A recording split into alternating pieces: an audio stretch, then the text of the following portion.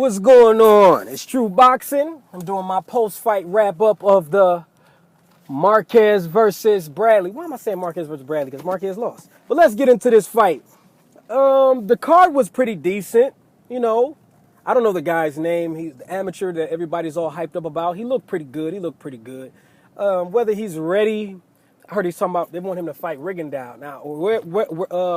Whether he's ready or not, I don't know. Maybe not. But let's not rush him. Let's just get to the main event because I don't really feel like going over the card.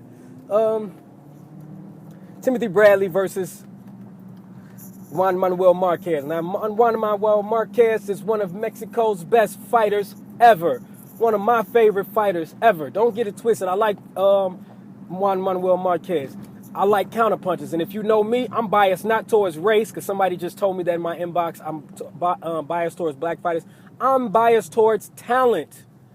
I prefer the boxer over the brawler. I prefer the sweet science over overpowering a fighter or being a hard puncher or just being good at one thing. I prefer the sweet science. So Marquez is one of the best to do it. One of the best counter punchers. He sets traps. He throws combinations. He's a good combination puncher. Good solid fighter, 40 years old. I don't know his record offhand, but I know it's a damn good record. Future Hall of Fame fighter, and he was going for his 5th title in 5 weight classes. He was going to be the first Mexican fighter to do so. That was until he ran into Timothy Desert Storm Bradley. Timothy Bradley. Now, for those of you who know, I'm a fan of Timothy Bradley also.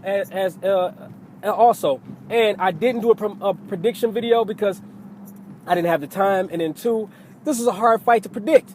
For the record, which don't mean shit, but my personal opinions, I thought Bradley would win. I thought he would win a decision, not based on their last fights, but based on the fact that I looked at who Marquez had problems with and how he looked against fighters. Now let's be truthful here. Marquez has had wars with fighters that he shouldn't have had wars with. He's had wars with fighters where he's been beaten or taking too much damage of the first half of the fight, and then usually he'll come back the second half and he'll do damage and get him up out of there.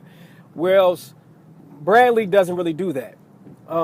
Aside from the Provodnik fight, which in my opinion, he went out there on a suicide mission. I did a video about that. He went out there pretty much on a suicide mission. And I think 1 or 2 things can happen to a fighter in the position Bradley was in.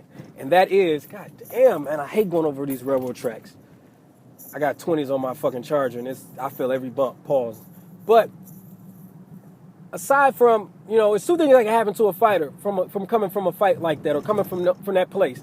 Either you become worse or you become great. And in Bradley's eyes, I think he became better. I think he realized, like you said with the Pacquiao fight, he hurt himself against Pacquiao in the 2nd round. He probably was amazed at the fact that he was able to come. Not only did he win the fight, in my opinion, and on record, not only did he win the fight, but he did it handicapped. You see what I'm saying? And I think he went out there on a suicide mission against Provodnik where he was badly hurt. Where he went out there and on a suicide mission, and not only did he win, but you know what I'm saying, he won, in my opinion, convincingly. And to himself, he probably looked at it like, damn, I went out there to lose. Like, I went out there to be beat, and you still didn't beat me. So in his eyes, it probably makes him feel like I'm Superman. You know what I'm saying? In a sense. He feels superhuman. But back to this fight. One of the things that Bradley did well this fight was his jab. Now, a lot of people don't understand because I had to correct somebody with a jab about this with a jab. A jab is one of the best weapons in boxing. It's offense and it's defense. 1, a jab does not necessarily have to land for it to be effective. That's what people don't get. They look at it like he didn't land this percent. A jab, I could shoot a lot of jabs and it can keep you on the outside where you can't get off your shots and it makes you uncomfortable and it makes you gun shy.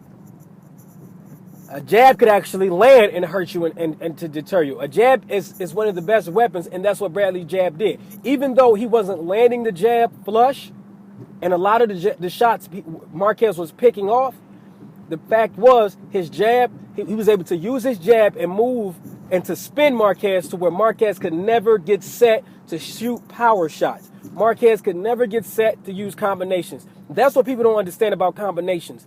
People always say, oh, he's got combinations. When he gets hit with these many shots, it's going to hurt him. You got to realize I have to be stationary for you to put power on your shots, for you to throw the combinations. If I keep turning you and keep moving you, you won't be able to set up your offense. You just won't. And that's what Bradley was doing to Marquez. Marquez was trying his best to set up shots. It wasn't working. Marquez was trying to set traps. Bradley would not fall for the traps. He kept moving. He kept moving laterally.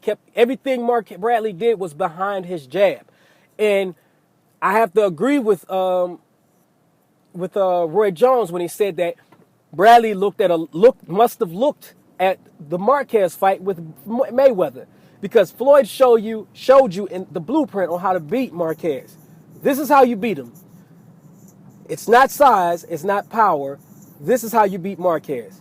He's a great fighter, but this is how you beat him. And you make it look easy. And that's to use activity, work behind your jab, move, keep him moving, keep him guessing. Don't allow Marquez to set up his offense. And that's what Bradley did this fight. I had the fight. I didn't score individually round. I was kind of, like, oh, okay, he won that round. I wasn't keeping count. But I truly believe, after rewatching it, that Marquez only won about 3 rounds this fight. He only won about 3. 4 is being generous. That's being very generous. I believe Bradley dominated him. And now a lot of people say dominate. When they think dominate, they think knocked out. Oh, and the only person who was rocked this fight was Marquez. I seen Marquez rocked twice this fight. Twice he almost went down. Let's be real here. He almost went down. Side note, a lot of people like to talk about Bradley not having power and how he was knocked down and hurt against Pavotnik. But did y'all see Pavotnik's face after the fight? People forget that. That's why I said I'm with the wire. Knockouts blind people of the truth. And knockouts, they don't see what really happened. It's like they just remember the knockout and nothing else. If you remember the Pavotnik fight, Bradley was hurting Pavotnik. Pavotnik's face wasn't just, he didn't leave that fight unscathed. He took some damage that fight. He might not be the same fighter after that fight. Let's just be real. He might not be. But that's another story. You know what I'm saying? But a lot of people don't pay attention to that. He hurt, in my opinion, he hurt. And I'll give Marquez, he was off balance, but he still was rocked. He rocked Marquez a couple times. Marquez rocked him a couple times, but I don't think he ever hurt Bradley at all. Marquez is one of my favorite fighters, and I believe he was robbed in the I believe he was robbed in the Pacquiao 3. I believe he was robbed in the Pacquiao 2. But I cannot sit here and say that he was robbed this fight. He lost fair and square this fight. He lost. Where does he go from here? I don't know. Where does Bradley go from here? Who knows? But I will say this.